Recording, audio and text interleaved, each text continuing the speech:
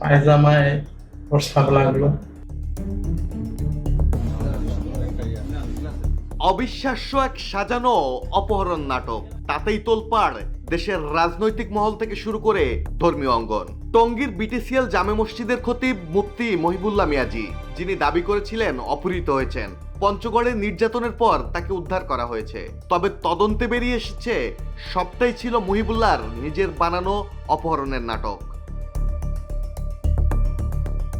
হ্যাঁ, নিজেই নিজের পায়ে শিকল বেঁধেছিলেন মহিবুল্লাহ।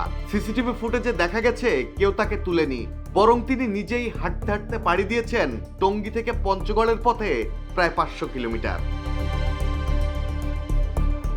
তদন্তে জানা গেছে ঘটনার দিন সকালবেলা বাড়ি থেকে বেরিয়ে তিনি হেঁটে গেছেন শিলমন, উঠেছেন অটোতে, সেখান থেকে জয়দেবপুর, তারপর গাবতলী, আর তারপর এক রাতের বাসে চড়ে সোজা পঞ্চগড়ে।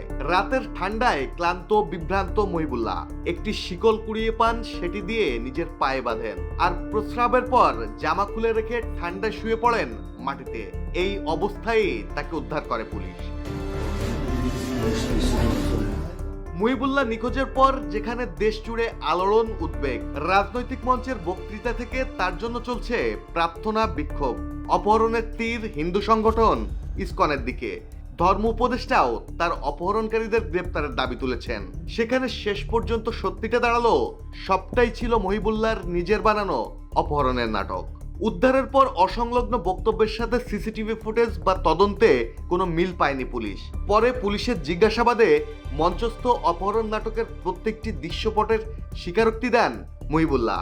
পায়ে শিকল দিয়া এরপরে আমার এই যে কেন করতেছি এইটার কোনো চিন্তা ভাবনা কিছুই আমার নাই, খালি যা মাথায় আসতেছে তা করতেছি। সত্যিটা বেরিয়ে আসার পর মুহূর্তেই আলোড়ন সৃষ্টি হয়েছে দেশ জুড়ে।